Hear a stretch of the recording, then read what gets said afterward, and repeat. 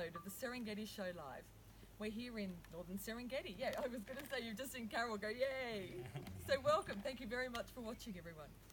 So we're with you today here in the northern Serengeti. We're staying at Lemala Kuria Hills, and we're going to talk a little bit about that later. But just to sort of tell you where we're going today, I'm here with me and the boys, actually, here with four guys. So I've got Daniel and Maraji are representing Lemala, and they're going to be talking about the migration, but also about the beautiful camp that we're staying at the moment. And we also have Fred here from Tanapa, which is, well, that's basically the theme of the show. We're going to be talking about some of the new guidelines that have been brought in to make tourism and wildlife and all the tourism operators get along a little bit better down at the river for the migration. And also Carol, welcome from Great Migration Camps. I'm going to throw to you immediately because Serengeti Show Live is your baby. This was your idea. So I think it's probably appropriate to start with you telling us why we're here and what the vision is. Yes, the Serengeti Show is designed to, and we're doing this to tell the conservation story of the Serengeti National Park. It's got a long history. It went through some difficult times in the 60s and 70s, and we are here in the northern Serengeti because 15 years ago the northern Serengeti was very unstable, and there were almost no tourism up here. So if what we're trying to promote is conservation through tourism, and this is a prime example of how tourism can stabilize an area, and then it now became a really prime destination or prime game viewing area in the Serengeti, and that is what tourism has done. And we want to thank Tanapa for your hard work. Thank you. And now, you know, everyone is experiencing wonderful river crossings, and everyone is experiencing the migration in the northern Serengeti because there are more people visiting the northern Serengeti. So we're here to tell the conservation story of the Serengeti, and we will continue to do this throughout the next year, 54 episodes. So stay tuned. So there's a lot to discuss, but for us, we want to tell the conservation story. No, fantastic. Obviously, we couldn't do this without some amazing sponsors. So again, Lemala, thank you so much for having us here. We flew up here with Auric Air, so thank you very much, Auric. We couldn't do any of this technology in the middle of nowhere, in the middle of the park, without Gadgetronics and their product Blink, which is really hooking us up, and hopefully you guys are getting this crystal clear, so we're so thankful for them. Miracle Experience Balloon Safaris. So next week's episode, actually, and we'll touch on that at the end of the show, is going to be, well, not quite from a hot air balloon. We couldn't run the cable all the way up, but we are going to be talking about hot air ballooning here in the Serengeti, one of the amazing things that you can do here. Serengeti Acacia Camps, one of the other camps that you can stay at here. They're just down the road and just as gorgeous, so we'll be talking about them in future episodes. And finally, Great Migration Camps. Thanks very much, Carol, for bringing us all together to talk about these things. So, we're talking migration. We're talking about a huge amount of animals moving all around, across the rivers, across chasing the grass, and this is what the boys here are going to tell us all about, but we're going to start with a migration update. What's going on pretty well now? Yeah, so, you know, we've been following the herds for the last 15 years. And in particular this year has been a very good year for the Serengeti and the Masai Mara. The herds for the first time in a few years went into the Mara this year for a month or so. And the migration update today, what's happened in the last week, we've had some good rain in the Serengeti, widespread rain all the way down to Serenera. So a lot of the herds are crossing back from the Lamai Wedge area or from the Kenyan side back into the Serengeti. So a lot of crossings have been from north to south. Maraji will tell us more. He's on the ground every day. Yes. But a lot of crossings have been happening actually all along the river, from north to south. Maraji, where did you see the latest crossings? Okay, great. Thank you, Carol. Today's was a very big group around from number 0 to number 7. Which means what? Which is Not everyone understands. It's a long river. Mara River Crossing, number 1 and 7. So I saw the big group today around the 12:02 p.m. It was number 7. It was very big number of the Great Migration across. So they come from the northern part and head into the southern part of Serengeti. So we still have the big group around in Masai Mara and Lamai Wedge, but the other big group across there as well come to the Serengeti side.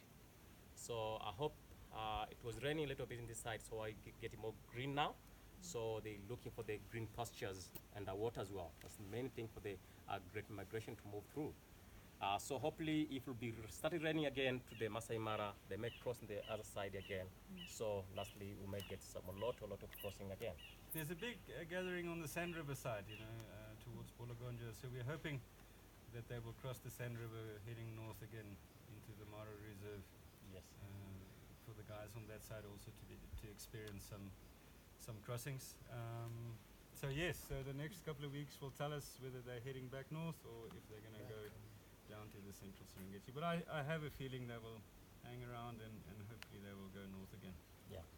I think you were saying you saw 700 coming across this morning.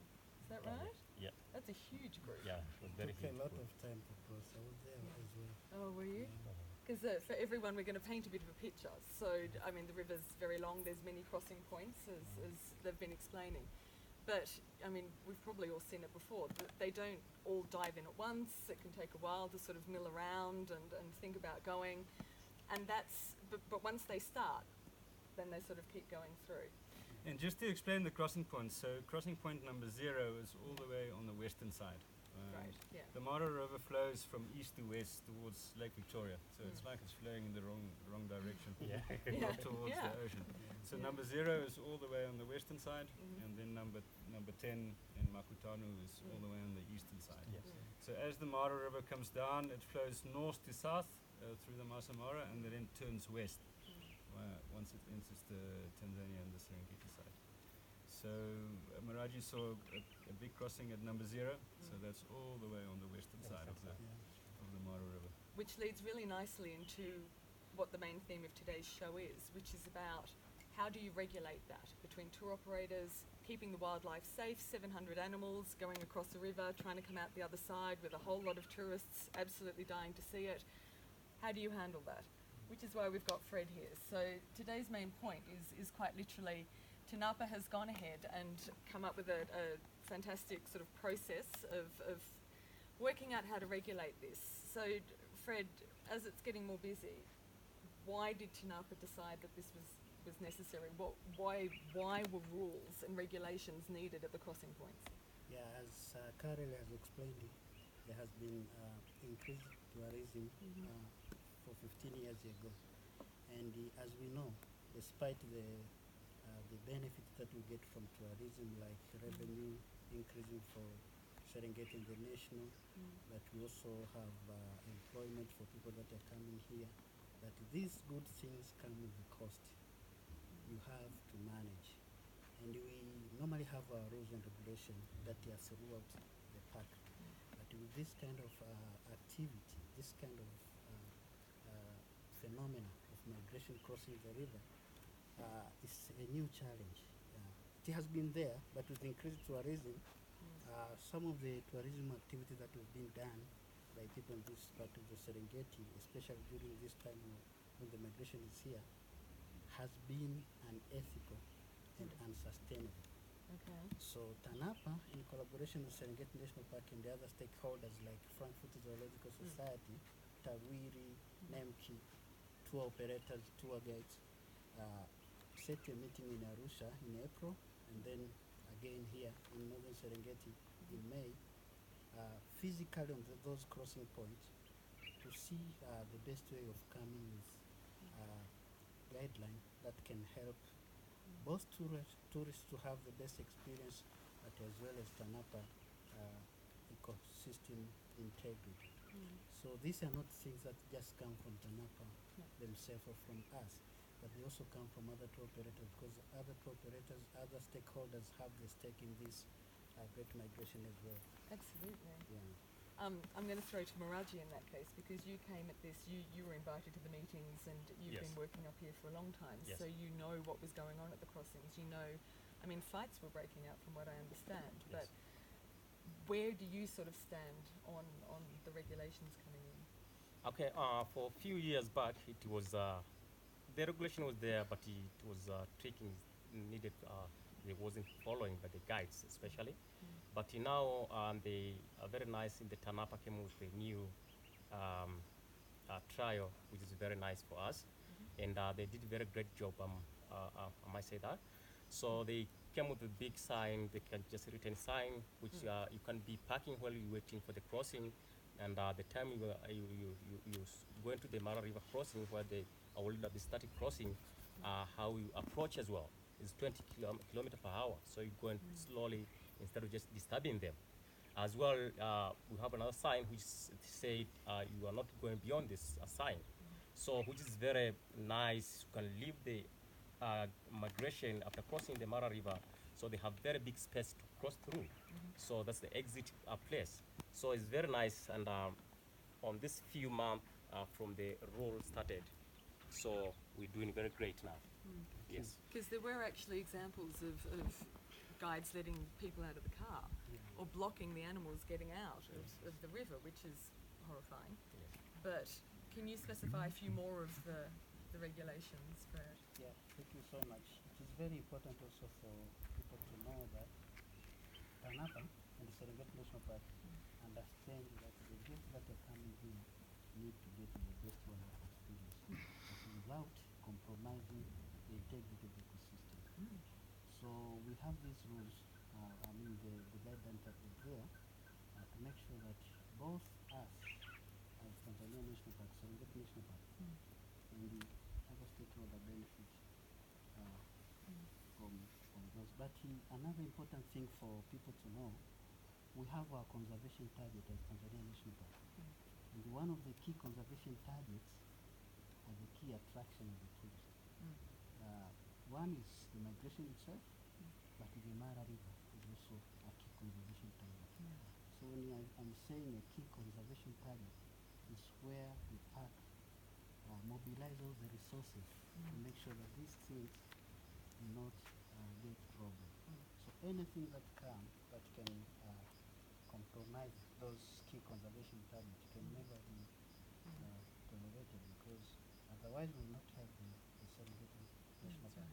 So some of the rules of actually I can explain it simply from the problem itself and how the rules come, and Miraji knows because they've been there in the workshop. Chime in at any time. And he's Tell us all practicing about it. them sometimes, though we get problems from other people who are not didn't get enough knowledge of this, but we've tried a lot. We've tried to spread these guidelines. We call them provisional guidelines, because we still have room for improvement. Well, you're trying them out Yeah, now. I mean, yes, this is the first year it's happened, so Yeah. you've got to see what works, what So doesn't. before the guidelines, there was people just drive them along the migration crossing point.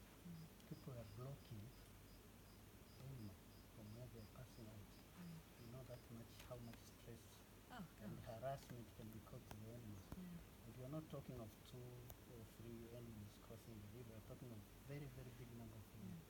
And the ecologically, river crossing for the migration is a very, very serious activity. So when you see the animal crossing with their babies, some of them lose their parents in the process. Some of them are interrupted. They don't cross. Some of them are on this side. So adding pressure to unethical tourism activities is very bad, because it compromises that phenomena that is very, very key in Serengeti. And I think if tourists understand this, they wouldn't want that either. You know, they wouldn't want to be putting stress on the animals. I mean, they paid a lot of money to come. Yes, there's photographers who probably want to get great photos and that sort of thing, but at what cost, you know? So part of this is actually the education as well, all around the tourism operators, Tanapa and the tourists. So we have a rule that says animals should be given enough space during the crossing so that they can pass. So that is one of the rules. So if somebody is blocking, so it's violating the rule.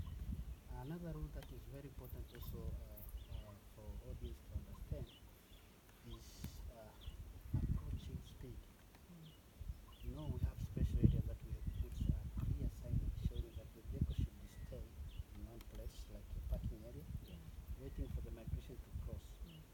At the time when the migration starts crossing, the vehicle will approach the migration tree up to the place where we have another sign that say you should not go beyond this point. And that is a distance that is different from every crossing point that has been agreed between us and other operators. So the speed, Pole. yeah, so we have that regulation of speed that is 20 kilometer per hour. In the past it was like rally. People were driving very fast. Well, because they wanted to get to the Yeah. front, they And wanted to it's- get the best spot. Yeah, They, so yeah, that one is also. yeah. So people should park, should wait until they almost start crossing the congregation, and then they go slowly approaching the crossing before that end where we should not go. But also people were doing picnic activities along the banks of the river. So you find people waiting for the migration. Some other people set the table along the bank of the river, feeding people. It was like chaos. There are lions Yeah, so that follow the migration. so Can we just yeah. add? You know, there's all sorts of other situations along that riverbank. So that- safety is also a big Yeah. Yes, very, very. Absolutely, Yeah. yeah. So we have also a regulation saying that you should not set your table Mm, along the bank of the river, fair enough. the crossing point. So you have to go to designated area where you can get a picnic. Have a meal. Yeah. Yeah. But we have also a regulation that say that people should stay in their vehicle during all time, with exception when there is an emergency. Yeah. Emergency, that one is understood. Mm. You can, because the number of vehicles in the northern Serengeti during the migration is very big. You can have more than 100 vehicles sometimes. So imagine having a crossing in one point Yes. only, all Yeah. the vehicle going there, Yeah. and people start getting out of the vehicles. So it'd be like not a tourist destination. So that one we agreed with stakeholders that that should also be a rule that people should stay inside their vehicles during the time when they're waiting for. If you think you want to eat, you can have your lunch or breakfast inside your vehicle. If sitting on you set the table, you don't have to set it in Yeah, exactly. the side. Yeah. So there are And there are several, fines yeah. too, so Tanapa can actually fine tour Yeah. operators too. So you're saying yes to that, but I'm gonna go back to Maraji on Yes. this. Do you think the fines are fair? And how are it's a double pronged question, and how, now that you're operating this, do you feel like the tourists that you have with you understand this and appreciate this? Actually, for me, I can say they understand. Before after picking them to the airstrip, so we have the brochure, which is you can give to them. They can read the regulation of the Mara River crossing, which is very important. So later on, gonna be no much question through. So which is very nice as well. So for me, I'm very happy. My guests normally enjoying a lot. The time we just like staying distance, leaving the exit of the animal after crossing, they go and free. Sometimes we've seen the crocodile catching. That is not a problem. But before it was like sometimes animal kicking each other, while they can't get out. So for the regulation now, I'm very for me, I can say it's very nice. So I will still educate my fellow guides. Some of them they wasn't in a workshop where we did it in April. So we still tell them about the workshop which we did, the new regulation as well. Some of them they just understand. Even today, I just try to ask them through the radio. I say, yeah, it's very nice to wait in distance to approach, getting a distance a little bit. So everyone looks like happy. Some of them still a little bit, but we know everyone is different so far. So for Yeah, this year has been good. I mean, Yes. The footage that we got this year with beautiful crossings Yeah. that are not getting interrupted. exactly. So I think, generally speaking, guys are buying into the concept, and at the end, everyone is having a positive experience. Yes. So well done, Tanapa. Yeah. and No, but the Fred, guys. as you said, I mean, it's provisional at the moment. This is the first year they've been done. The crossing season will end in the next month and a half, 2 months. And then we'll all sit down and see how it goes. I'm quite sure you'll probably have feedback systems and talk to everyone, and if changes need to be made, changes will be We made. have people from Tanzania Wildlife Research Institute that they are running questionnaires to some of the guests Brilliant. and the guides Yes. to see if there is room for improvement. So the finding of that study might help the management of the park Perfect. to make them better. Yeah. So I believe these provisional guidelines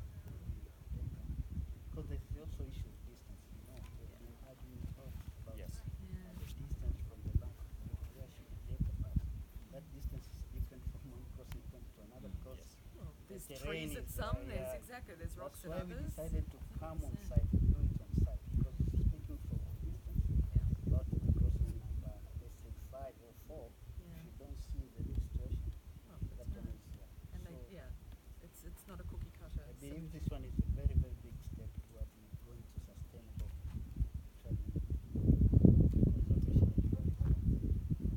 Which is fantastic. Yeah.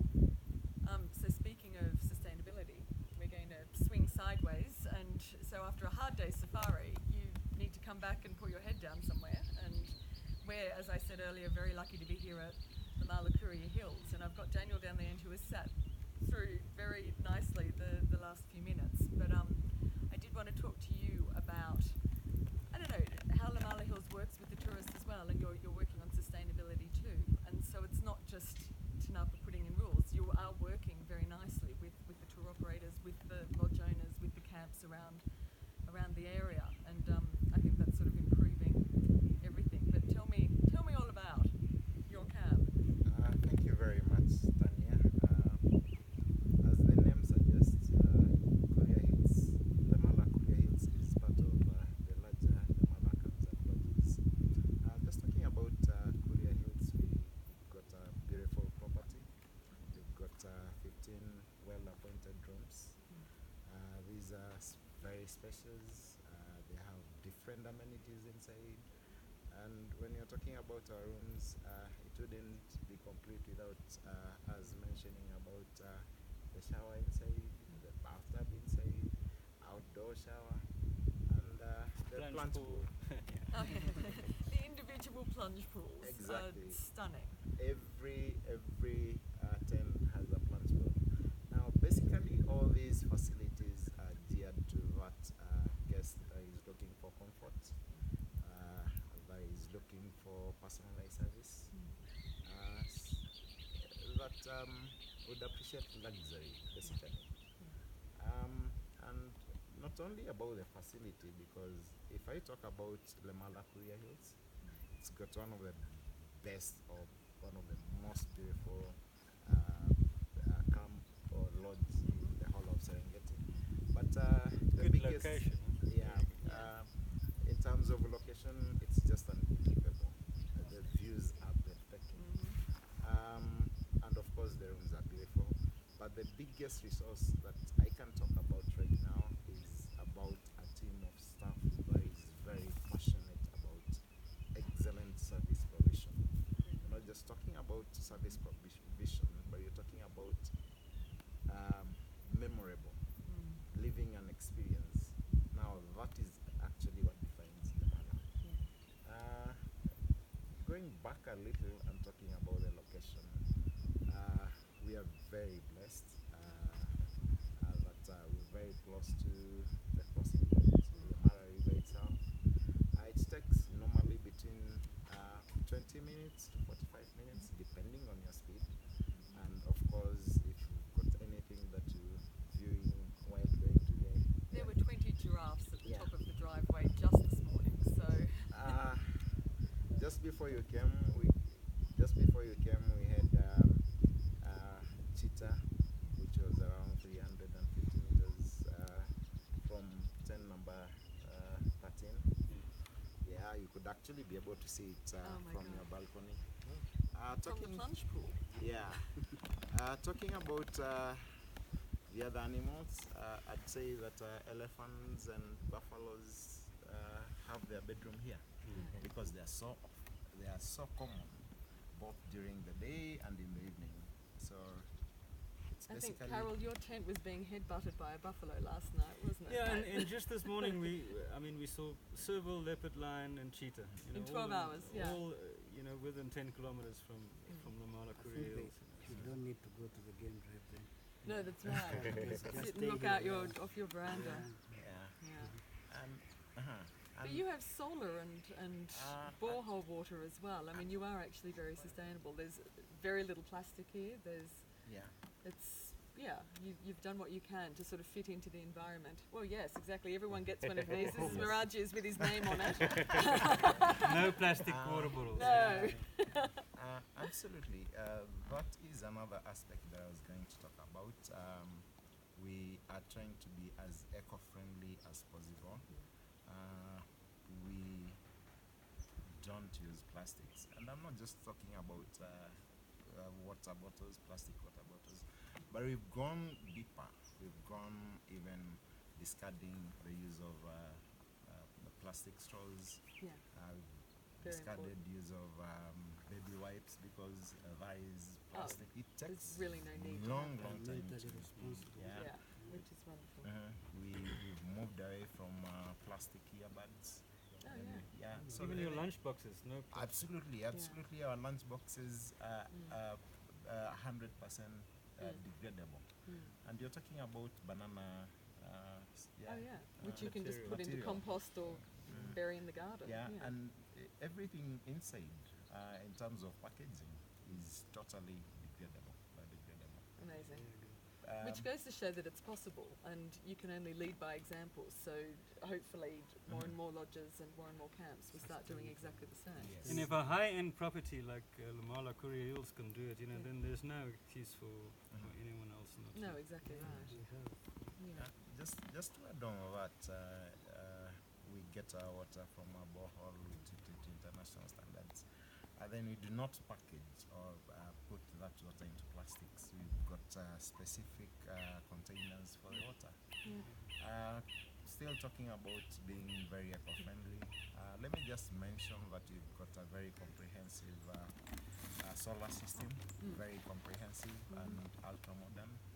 Just sitting in the office and be able to see how the charging is going on with the solar system.